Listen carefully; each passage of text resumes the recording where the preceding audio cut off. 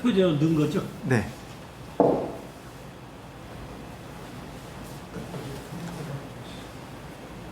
예, 시간이 되었으므로 서고등학교 제24회 신회 9월 정기 예배를 시작하겠습니다. 다 같이 묵상 기도 드림으로써 신회 9월 예배 드리겠습니다.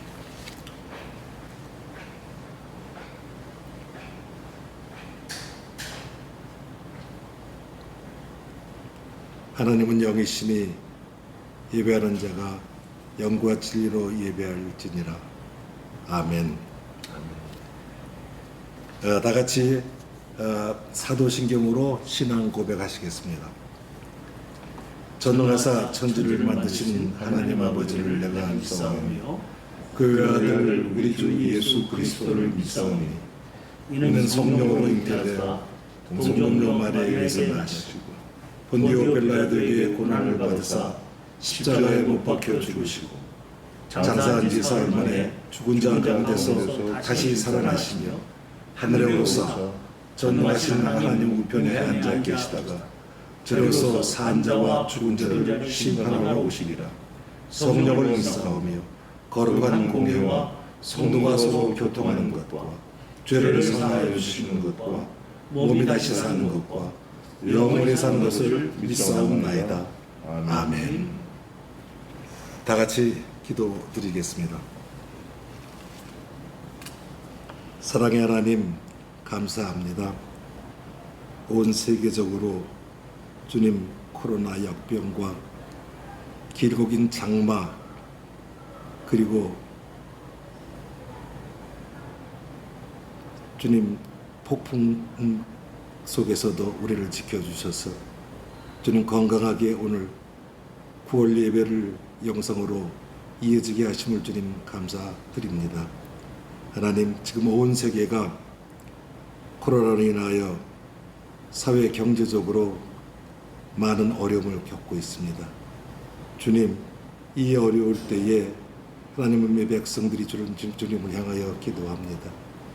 주님, 어려울 때에 주님 예루살렘을 향하여 기도하면 하나님께서 하늘에서 들으시고 응답해 주셨던 것을 믿사오며 온 믿는 자가 주님께 기도하니 주님 이 기도에 응답하여 주시옵소서. 하나님 세계 방방곡곡에 지금 하나님의 말씀을 전하기 위하여 선교사로 나가신 많은 선교사들 주님 옛 출애굽 시에 주님 애굽의 재앙을 내리실 때에 고센 땅에 하나님의 백성을 구별하여 지켜주셨듯이 주님 우리 선교사들 가 있는 그 곳마다 주님께서 구별하여 그들을 지켜주시옵소서. 특별히 인도네시아에 있는 우리 이주정 선교사님, 아프리카 탄자니아에 있는 우리 백원웅 선교사님, 그리고 주님 시간에 11조를 주님 하나님께 바치면서 주여 시간 되는 대로 주님 의료 장비 싸들고 아프리카에서 의료 선교를 하고 있는 우리 김범수 선교사 등등을 주님께서 지켜주셔서 어느 곳에 있든지 주님 지켜주심으로 그들이 하나님께서 하나님께 하는 그들이 가지고 있는 주님의 사명을 다 잘 감당할 수 있는 그들에게 주님 지켜주시옵소서. 하나님, 우리 동기들 중에 지금 10여 명 하나님의 뜻이 있어서 그들을 목회자로 삼으셨습니다. 주님, 그들을 축복하셔서 주님 하나님의 나라에 주님 지경이 넓어지고 하나님의 생명책이 좀 더 더욱더 두터워질 수 있도록 주님 그들을 축복하시고 그들을 인도하여 주시옵소서. 특별히 건강으로 주님 그들을 잡아주셨기를 간절히 원합니다. 하나님, 지금 우리 친구들 아직 자녀들 출가하지 못해서 걱정하고 있는 많은 친구들이 있습니다. 주님, 시간은 하나님의 것이니 주님께서 가장 좋은 시기에 가장 적절한 배우자를 주님께서 주셔서 결혼의 축복을 주님 주시옵기 간절히 원합니다.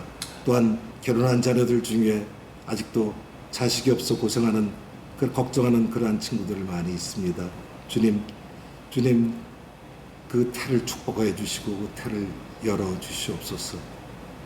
하나님, 이제 우리 구자경 목사님 나오셔서 말씀 전하실 때에 주님 함께 하시고 주시는 말씀이 우리 앞으로의 삶의 진빛걸음 되게 하셔서 우리가 하나님 예수님을 담고 예수님의 향기를 나타내어서 우리 안 믿는 친구들에게 삶으로 모범되어 선교 사회 직분을 수행할 수 있는 우리에게 주님 인도하여 주시옵소서. 주님, 이 예배 주님 홀로 영광 받아 주시옵소서. 믿사오며 감사하며 예수님의 이름으로 기도 올리옵나이다. 아멘. 다 같이 찬송 502장 부르시겠습니다.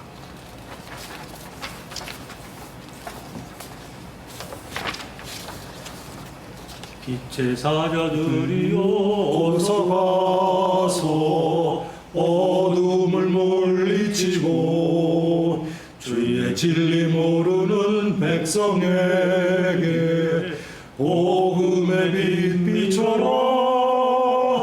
빛의 사자들이여 복음의 빛 비춰라. 죄로 든 밤 밝게 비춰라. 빛의 사자들이여 선한 사역 위하여 힘을 내라. 주 함께 하시겠네. 주의 크신 사랑을 전파하며 복음의 빛 비춰라. 빛의 사자들이여 복음의 빛 비춰라. 죄로 든 밤 밝게 비춰라. 빛의 사자들이여 주님 부탁하신 말 순종하여 이 진리 전파하라. 산을 넘고 물 건너 힘을 다해 복음의 빛 비춰라. 빛의 사자들이여 복음의 빛 비춰라. 죄로 든 밤 밝게 비춰라. 빛의 사자들이여 동서남북 어디나 땅 끝까지 주님만 의지하고 눈 어두워 못 보는 백성에게 복음의 빛 비춰라. 빛의 사자들이여 복음의 빛 비춰라. 죄로 든 밤 밝게 비춰라. 빛의 사자들이여. 아멘. 자, 오늘 주신 하나님의 말씀은 요한복음 5장 5절에서 7절 말씀입니다. 지난번 성경 말씀에 이어서 요한복음 5장 5절에서 7절 말씀 제가 봉독해 드리겠습니다. 거기 38배 된 병자가 있더라. 예수께서 그 누운 것을 보시고 병이 벌써 오래된 줄 아시고 이르시되 내가 낫고자 하느냐. 병자가 대답하되 주여 물이 움직일 때에 나를 못에 넣어주는 사람이 없어 내가 가는 동안에 다른 사람이 먼저 내려가나이다. 아멘. 이제 구자경 목사님 나오셔서 내가 낫고자 하느냐 제목으로 말씀 전해 주시겠습니다. 많은 은혜 받으시기 바랍니다.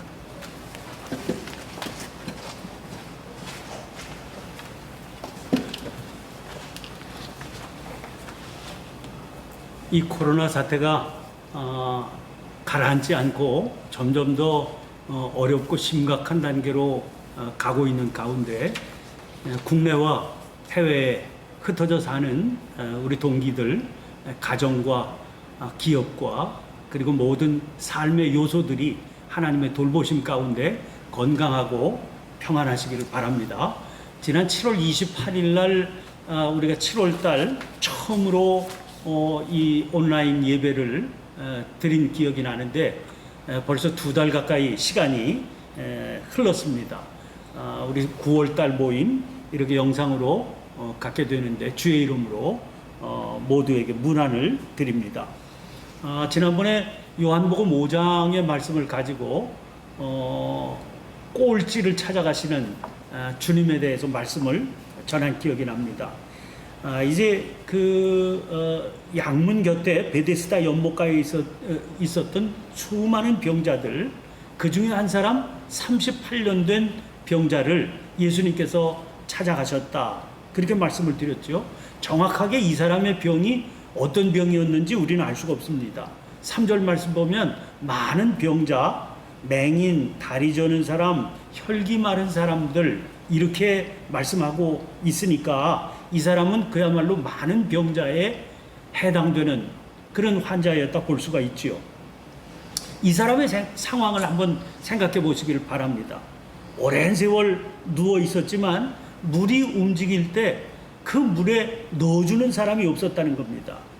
8절의 말씀을 보면 일어나 내 자리를 들고 걸어가라, 예수님께서 그렇게 말씀하신 것을 보면 이 사람의 상황은 그저 들 것 같은 것을 끌고 엉금엉금 기어다니는 그런 형편이 아니었겠나, 그렇게 추측을 할 수 있습니다.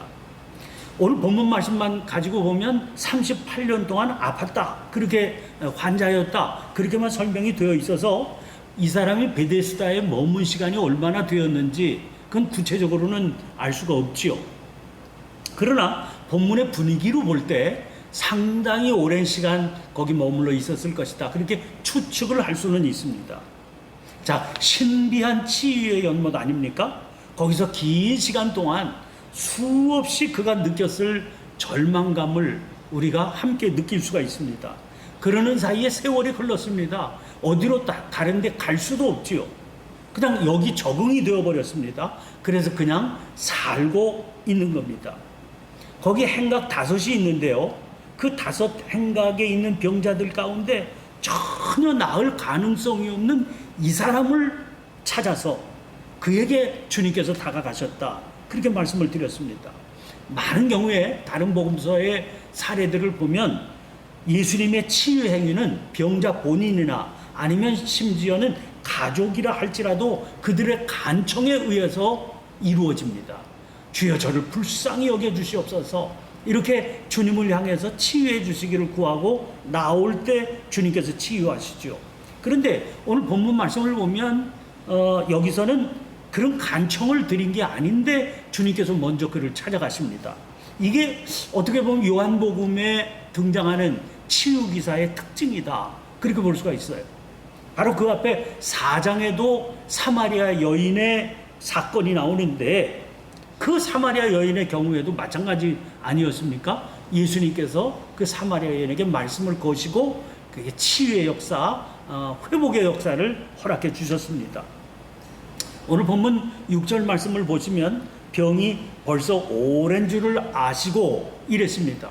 주님은 그의 형편을 아셨던 것이죠. 여러분, 하늘은 스스로 돕는 자를 돕는다, 이런 말도 있지만 이 사람은 스스로 도울 힘조차 없는 사람입니다. 그러니까 절망에 아주 바닥에 떨어져 있는 사람입니다. 자기 스스로는 무슨 자비를 구할 여건조차 되지 않는 사람입니다. 왜? 소망이 아예 스스로 가졌던 소망 자체가 없었던 사람입니다. 감당하기 어려운 상황 속에 사람이 빠지게 되면은요, 호소할 기력조차 사라져버리게 되는 법이거든요. 주님께서는 그런 우리의 바닥에 떨어진 형편까지도 헤아려 주셔서 지극한 자비와 사랑으로 우리를 향해 다가오시는 그런 분이십니다. 그래서 거기에서 우리를 건져주시죠. 이런 주님의 은총이기 때문에 우리는 그걸 복음이다, 그렇게 말하는 겁니다. 로마서 5장 8절 말씀 보면 이 말씀은 저 개인적으로 저를 찾아와서 주님께서 주신 말씀이기도 한데, 이런 말씀이에요. 우리가 아직 죄인 되었을 때에, 그러니까 우리가 아직 죄인 되었을 때라고 하는 것은 우리에겐 소망이 전혀 없었다는 거죠. 하나님을 찾을 수도 없고 구할 수도 없는 그런 형편이었을 때 그리스도께서 우리를 위하여 죽으심으로 하나님께서 우리에 대한 자기의 사랑을 확증하셨느니라. 그렇게 말씀해요. 우리에게는 뭐 구제할 여건, 뭐 어디 소망의 근거, 소망의 빛 자체가 아예 없을 때 주님께서 먼저 우리를 위해서 죽으셨다는 겁니다. 그게 하나님께서 당신의 사랑을 확실히 보여주신 증거라는 겁니다. 주님께서는요, 은혜를 은혜로 갚지 않는 배은망덕한 사람에게조차 은총을 베푸세요. 여러분, 주님 부활의 소식을 듣고 갈릴리 호수로 내려간 베드로, 이 사람은 그 무슨 소망의 근거가 있겠습니까? 뭐 살펴줄 여력이 있겠습니까? 근데 그를 예수님 찾아가시지 않았습니까? 자, 오늘 본문 말씀 저 아래 14절 15절 말씀 한번 읽어보실까요? 한번 찾아서 읽어보시죠. 같이 14절 15절입니다.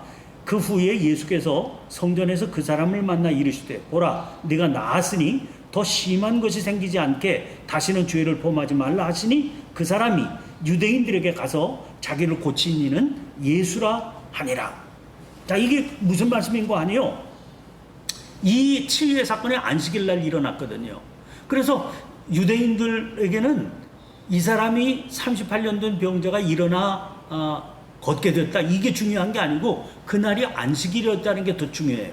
그래서 이 안식일인데 이 사람의 병을 고친 사람이 도대체 누구냐? 당신의 병 고쳐준 사람이 누구냐? 그걸 알고 싶어 하죠. 이 사람은 자기를 고쳐준 사람이 누군지도 몰랐습니다. 근데 나중에 그를 예수님께서 만나셔요. 예수님께서 이 사람을 꿰뚫어 보세요. 그러면서 뭐라고 말씀하십니까? 죄 짓지 말아라, 이렇게 당부하세요.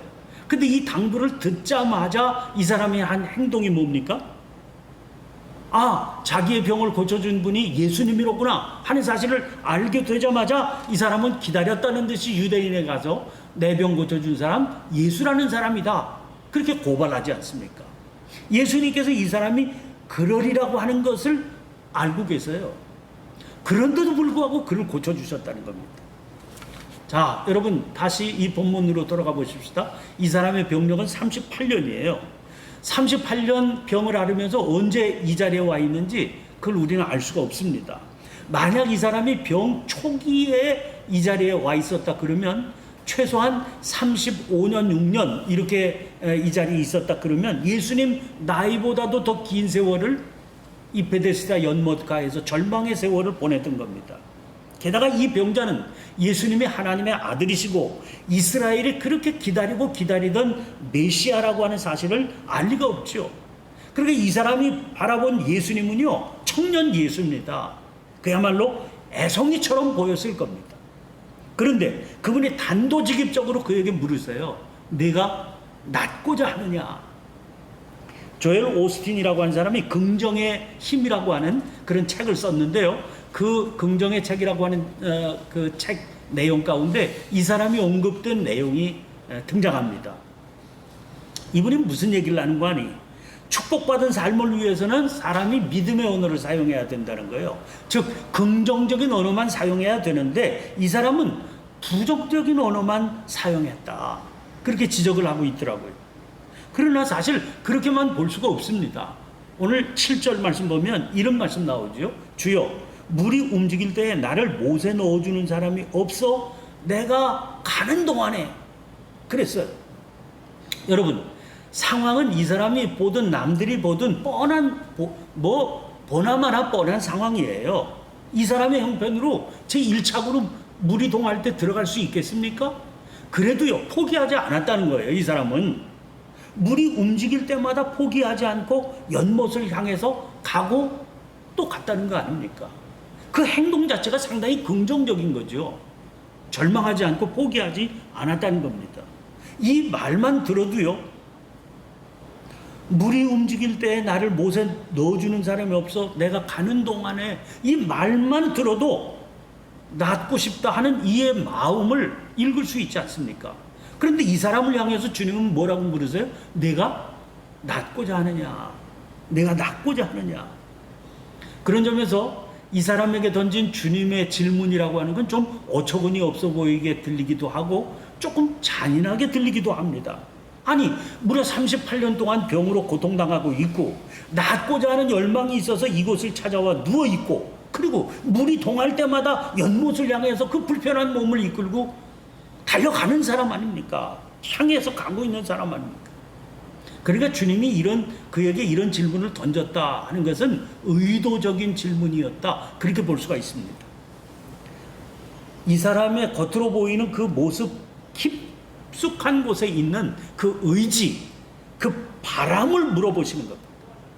그런 점에서 주님이 이 사람에게 던진 질문은요, 오늘 우리에게도 해당되는 질문이다, 그렇게 볼 수가 있어요. 왜냐하면 이 질문이야말로 우리의 삶의 핵심을 건드리는 질문이기 때문에 그렇습니다.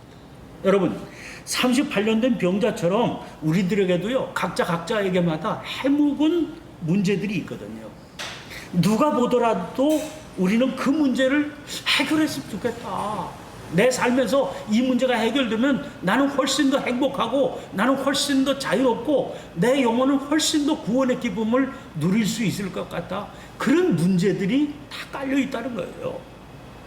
주님은 그런 우리들에게 당신이 그 문제를 어떻게 해결해 주기를 바라느냐 하는 걸 물어오고 계시는 거예요. 정말로 그 깊은 우울증에서 벗어나고 싶니? 정말로? 너 정말 술, 담배 끊고 싶은 마음이 있니? 또는 너 정말 그렇게 무질서한 생활 정리하고 싶으니? 너는 정말 나를 닮고 싶으니? 이렇게 물어오시는 거예요.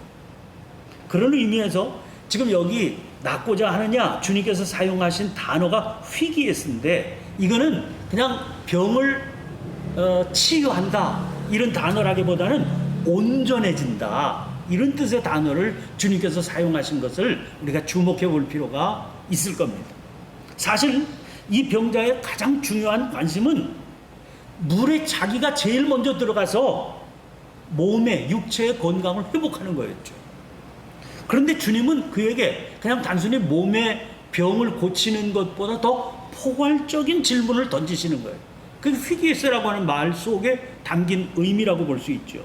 주님이 바라보시는 것은 단순한 이 사람의 육체적인 질병뿐만 아니라 그 육신과 함께 혼과 영을 다 포함하는 질문이에요. 정말 온전한 인간으로 서기를 원하느냐, 그렇게 물으시는 거죠. 그런데 여러분, 왜 이런 질문이 성립될 겁니까? 참 이상한 인간의 현상 때문에 이런 질문이 던져지게 되는 겁니다. 사람은요, 온전한 존재가 되기를 갈망하면서도요, 다른 한편에서는 그렇게 되는 삶을 피하는 경향이 있어요. 익숙해진 지금의 경향에 머물러 있고 싶은 그런 욕구가 아울러 있거든요. 마음의 소원하고 입의 소원이 다른 겁니다. 입의 소원은 나는 새로운 삶을 원한다, 이렇게 입술로는 말하지만 마음으로는요, 그냥 이 자리에 머물고 싶다, 그런 마음이 있을 때가 있다는 거예요. 그것을 주님께서 알고 계세요. 그래서 그에게 너 정말 이게 소원이냐? 너한테 이게 정말 간절한 바람이냐? 그렇게 물으신 거예요. 여러분, 소원이라고 하는 것은 단순한 이렇게 됐으면 좋겠다, 이런 차원이 아니라는 거죠. 소원이라고 하는 것은 성취하고 싶은 간절함이나 또 그것을 성취하기 위해서 필요한 노력이 동반되어야 돼. 그러면 그게 진짜 소원이 되거든요. 그러면 그게 변화에 이르게 만들어줍니다. 근데 왜 우리는 그런 마음의 소원을 가지고 있다 그러면서도 현실에 그냥 머물고 싶어 할까요? 때로는요, 자기가 가지고 있는 상처나 문제를 은근히 즐기고 있기 때문입니다. 그런 걸 가지고 있어야 다른 사람들이 자기를 바라봐 주거든요. 동정해 주거든요. 관심을 가져주게 되거든요. 그걸 즐길 때가 많습니다. 또 하나는 현실, 지금의 삶, 그게 나름대로 즐거움을 주고 있는데 그걸 포기하고 싶지 않을 때가 있습니다. 예를 들면 성경에 등장하는 부자 청년의 이야기 있지 않습니까? 부자 청년, 그 사람은 영생을 얻고 싶은 갈망이 있어요. 그러나 그 영생을 얻고 싶으면 버려야 될 게 있는데 그 현실에 버려야 될 것들에 대한 집착이 그거보다 더 강한 겁니다. 여러분, 우리가 진정 예수 안에서 누리는 구원의 삶을 가로막는 요소들이 우리에게 여러 가지가 있거든요. 예를 들면 탐식, 먹는 게 너무나 좋다. 술, 도박, 재물, 권력, 얼마나 많습니까? 여러 가지 것들이 있어요. 이걸 버려야 진짜 주님께서 주시는 구원의 기쁨을 누릴 수 있을 텐데 이거 놓지를 못하는 겁니다. 왜? 그게 주는 기쁨이 있거든요. 그게 주는 즐거움이 있거든요. 그걸 놓치고 싶지 않은 겁니다. 그것도 붙잡고 이것도 붙잡을 수 있으면 얼마나 좋겠어요. 근데 양자 결단을 요구하니까 이걸 놓을 수가 없는 겁니다. 또 하나, 익숙해진 이 자리, 익숙해진 이 상황이 바뀌는 게 두렵기 때문에 그렇습니다. 이미 거기 적응이 돼 있어서요. 여러분, 쇼생크의 탈출이라고 하는 영화, 아주 유명한 영화지요. 그 영화 기억이 나는데 이 영화 가운데 이런 장면이 나옵니다. 아주 오랜 수감 생활을 했어요. 그러다가 그 수감 생활이 끝나서 감옥에서 나오게 됩니다. 브룩스라고 하는 노인이지요. 이 사람이 자유의 몸이 되어서 세상으로 나왔는데 며칠 만에 목을 메어서 스스로 목숨을 끊습니다. 왜 그러냐? 한 평생 감옥에 살았어요. 그 감옥에서는요, 누구보다도 아주 멋진 사람입니다. 아주 감옥을 좌지우지하는 사람이에요. 워낙 자리를 잡고 있으니까. 그런데 감옥에서 탁 나오니까요, 자기를 감싸고 있던 그 모든 그 담장이 다 무너진 거예요. 이 사람에게는 자유를 누리게 됐는데 그 자유가 이 사람에게는 감당하기 어려운 고통이 되어버린 겁니다. 여러분, 지금 우리 9호 태풍, 10호 태풍 연이어서 두 번의 아주 엄청난 태풍이 불었습니다. 피해가 많지만 제가 자세히는 알 수가 없어요. 특별히 바다의 가두리 양식장, 이 가두리 양식장이 태풍이 불면 굉장히 타격이 크거든요. 그 그물로 이렇게 가두어서 물고기를 양식하는데 그 그물이 다 강한 태풍 그 물결에 터져버리거든요. 근데 이제 그 바닷가에 가서 얘기를 들으니까 이렇게 태풍이 불지 않아요? 태풍이 불어서 이제 그물이 터져가지고 가두리 양식장에 가두어 놓고 키우던 물고기들이 다 이제 막았던 그물이 터지니까 바다로 흩어지는데, 그렇게 가두리 양식장이 무너져도요, 그 속에서 살아가던 물고기들이 저 깊은 바다로, 자유의 그 바다로 못 나간다는 거예요.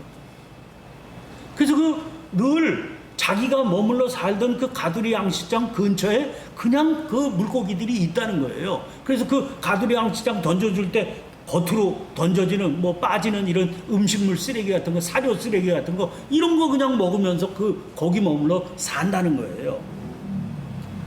깊은 바다로 가는 게 두렵다는 거지요. 자유의 세계를 누리는 거, 그 두려워요. 여기 갇혀 사는 게 오히려 익숙해져 있는 겁니다. 정신의학자인 스캇 팩이라고 하는 사람은 정서적 질병이라고 하는 것은 어떤 대가를 지불하더라도 현실을 외면하려는 것이다, 이런 설명을 하고 있습니다. 건강한 정서라고 하는 것은 어떤 대가를 지불하더라도 현실을 직면하는 것. 변화를 위한 싸움은 분명하고 단호한 결단을 우리에게 요구할 때가 많습니다. 저 알코올 중독에서 치유된 사람이 뭐라고 증언을 하는 거 아니? 하나님은 술을 마시고 싶어하는 욕망에서 나를 건져주시지 않았습니다. 나 스스로가 다시는 술을 마시지 않겠다, 그런 굳은 결심을 해야만 했습니다. 하나님은 무엇이든지 하실 수 있습니다. 그렇지만 나에게도, 또 내가 만난 수많은 사람들에게도 하나님은 그렇게 하신 적이 없어요. 나나 내가 알고 있던 사람들이나 다 결심을 하고 노력을 해야만 됐습니다. 하나님은 저절로 알코올 중독에서 해방을 시켜준 적이 없으시고, 결심을 해라, 이렇게 요구하시더라는 거예요. 결단을 해라, 그렇게 요구를 하시더라는 거예요. 그리고 그 결단 위에 복을 주시고, 그 결단 위에 용기를 주시고, 그 결단 위에 변화를 선물로 허락해 주시더라는 거죠. 긍정적인 변화를 향한 건설적인 삶이라고 하는 것은 실천적인 행동이 따를 때 가능한 법입니다. 주님께서 이 38년 된 병자를 향해 가셨어요. 치유하기 위해서 가신 겁니다. 그런데 치유의 역사를 베풀어 주시기 전에 먼저 무엇을 하셨습니까? 너 정말 이 새로운 삶을 향한 소원을 가지고 있냐? 정말 새로운 출발을 각오할 만한 그런 소원이냐? 그걸 물으세요. 그게 자리를 잡아야 그에게 변화가 나타날 수 있기 때문이죠. 아니 38년 돼서 병 고치겠다고 이 베데스다 연못에 이렇게 머물러 있는 사람, 물이 동할 때마다 그 불편한 몸을 끌고 달려가던 사람에게 내가 낫고자 하느냐, 이렇게 어처구니 없어 보이는 질문을 던지신 주님, 그 주님의 이 질문 속에는 너에게 과연 이런 결단이 있느냐 하는 질문이 들어있는 겁니다. 그래서 묻게 돼요. 저에게, 그리고 여러분들에게 과연 이 결단이 있느냐 하는 거죠. 자, 우리들이 벌써 60대 후반으로 가고 있습니다. 그 나이는 모든 것들이 지금 자리를 잡아가고 여기에서 무슨 새로운 게 있을 수 있느냐, 이런 마음을 갖게 만드는 그런 상황을 강요하는 그런 나이 아니겠습니까? 근데 그런 우리들에게도 주님께서 말씀을 이루기 때 내가 낫고자 하느냐, 너에게 새로운 삶을 향한 욕구가 있느냐, 소원이 있느냐 하는 질문이거든요. 여러분, 지금 코로나 블루라고 하는 그런 말이 돌고 있다는 얘기를 듣습니다. 이 코로나 때문에 불안정한 일상, 갇혀있는 생활 때문에 우리가 심리적으로 억압을 당하는 그런 심리적인 억압의 상태를 코로나 블루라고 하는 말이 대변한다는 거죠. 여러분, 지금 우리 하루하루가 얼마나 어렵고 힘든 겁니까? 이 사태 속에서 믿음의 삶은 무엇을 붙들게 할까 하는 것을 생각해 보게 됩니다. 코로나 사태라고 하는 것은 우리가 지금까지 안정적이라고 생각했던 수많은 것들을 흔들리게 만들고 있어요. 우리의 삶은 이렇게 지금까지 쌓아놓은 것, 그런 것들을 가지고 살아가는 그런 삶으로 남은 여생이 채워지리라 이렇게 기대할 수 있었는데 그 모든 것들이 송두리째 흔들려 버리는 겁니다. 단순히 그렇기 때문에 이 고비를 극복하는 것, 그래서 빨리 빠른 시간 내에 다시 옛 생활, 안정된 그 생활로 돌아가는 것, 이것만이 능사가 아닐 것 같아요. 이 흔들림은요, 지금까지 우리가 살아오면서 안정적이다 이런 마음으로 살아오면서도 마음 한켠에는 이건 아닌 것 같은데, 이런 건 우리 삶에서 좀 빠져야 주님께서 기뻐하실 것 같은데, 이렇게 여기면서도 버리지 못하고 붙들고 살던 것들, 이런 것들을 과감히 버리라, 그런 사인으로 받아야 될 줄 압니다. 코로나 바이러스와 씨름하며 빨리 백신, 치료제 개발돼서 안정된 삶으로 돌아가고 싶다, 이런 마음, 그것과 함께 동시에 하나님, 이 싸움의 한복판에서 버려야 될 것들은 어떤 겁니까? 하나님 앞에 불순한 것들은 어떤 겁니까? 합당치 못했던 것들 어떤 겁니까? 주님께서 코로나 바이러스를 통해서 내가 낫고자 하느냐, 그렇게 물으시는 그 질문을 저와 여러분들이 들을 수 있게 되고, 그 질문 앞에 주님 온전히 깨우침을 주시는 대로 건강한 삶을 향해서 버려야 될 것들 버리고 주님의 십자가를 붙들고 나가겠습니다, 새롭게 결단할 수 있는 계기가 되면 이 코로나 바이러스의 위기 속에서 우리의 삶을 건강하게 하고 온전하게 하고, 그리고 주님 앞에 합당하게 세워가는 놀라운 축복의 역사를 함께 누리게 될 줄로 믿습니다. 아멘. 이런 은혜가 저와 여러분 안에 가득하게 되기를 주님의 이름으로 간절히 축원합니다. 아멘. 기도하겠습니다.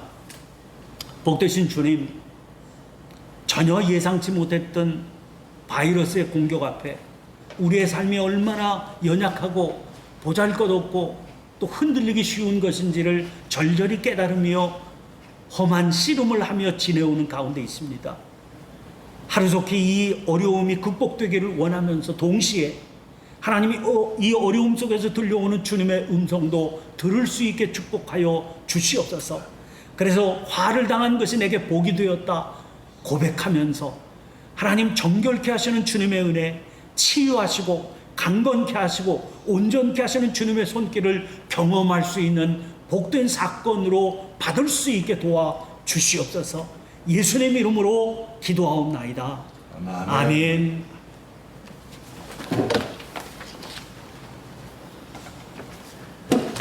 예, 목사님 말씀 감사합니다. 찬송가 295장 다 같이 하시겠습니다.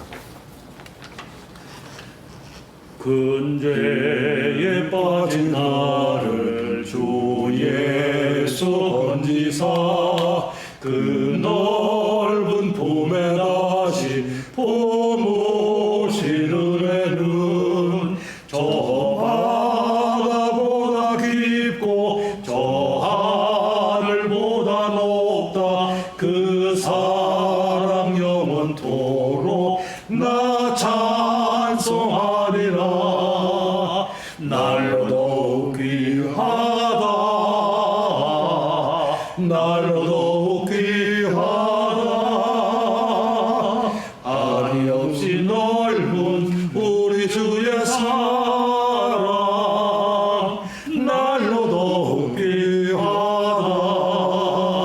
옛날에 유대 땅에 주 예수 다닐 때 그 은혜 받으려고 큰 무리 모였네. 눈먼 자 병든 자를 다 고쳐주셨으니 나 같은 죄인까지 은혜 받도다. 날로 더욱 귀하다. 날로 더욱 귀하다.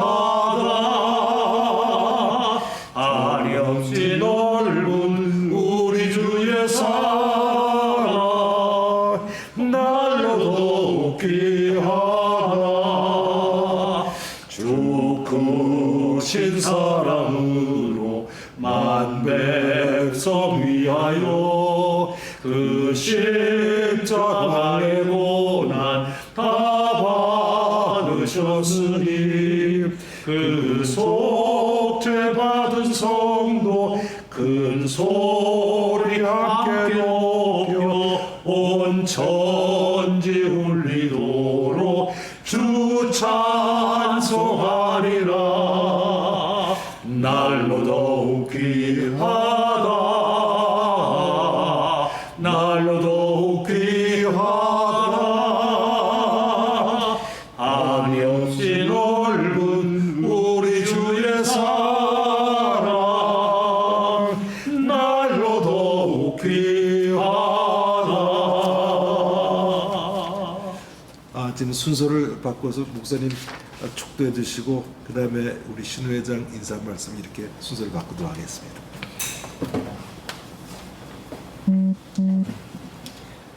다시 한번 기도 올리겠습니다. 아버지 하나님, 코로나19 바이러스 때문에 모일 수가 없는 그런 극악한 환경 속에서도 이렇게 인터넷이라고 하는 좋은 도구를 선물로 주셔서 오히려 평소에 함께하지 못했던 해외에 있는 친구들까지도 함께 예배드리며 말씀의 은혜 가운데 거하게 해주신 주님의 은혜를 찬양합니다. 아멘. 이런 아름다운 믿음의 교제를 통하여 우리가 점점 시간이 가면 갈수록 새로워지고 주님을 더 많이 닮아가는 거룩한 삶의 변화를 경험하는 은혜가 우리 모든 친구들 안에 나타나게 도와 주시옵소서. 지금은 우리 주님 예수 그리스도의 은혜와 하늘 거룩하신 아버지 하나님의 한량없으신 사랑하심과 성령님의 감동, 감화, 인도, 교제 충만케 하심이 우리 서울고등학교 24회 사랑하는 모든 믿음의 친구들 그 삶과 그리고 가정과 기업 위에 저희들의 남은 생애 위에 이제로부터 영원토록 함께하여 주시옵기를 간절히 축원하옵나이다. 아멘.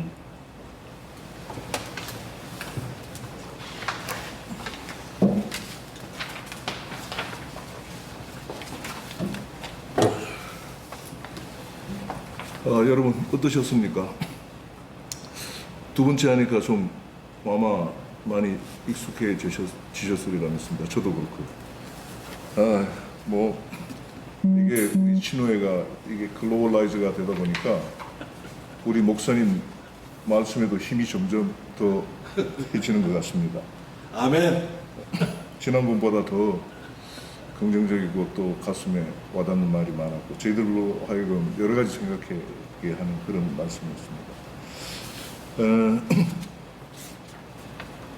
지금 뭐 시간이 우리 여기는 저녁 8시 뭐 이렇게 됐지만 미국의 이제 동부 쪽에는 저희하고 11시간 차이니까 저녁 7시, 아침 7시 정도 됐을 거고 또 LA는 그보다 3시간 뒤니까 새벽 4시 정도. 그리고 유럽은 저희하고 8시간 정도 차이가 나니까 런던의 구봉극 우리 동기하고 프랑크푸르트의 홍지혁 동기는 지금 뭐 정오쯤 되면 대낮입니다. 그리고 탄자니아는 6시간 차이니까 지금 아마 오후 2시쯤 이렇게 되죠. 하여튼 그 미국에 있는 동기들은 오늘 동기들과 유럽 동기들 그리고 탄자니아 백은웅 선교사는 좋은 하루 되시기 바라고 그리고 한국에 있는 우리 회원들과 그리고 아체에 있는 인도네시아 아체에 있는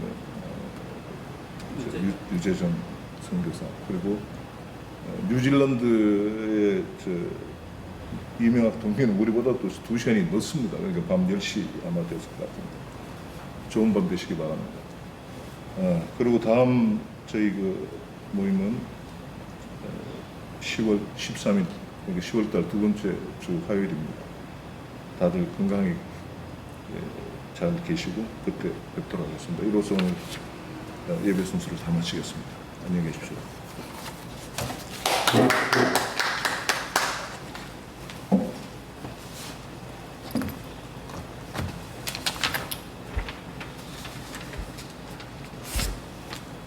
응?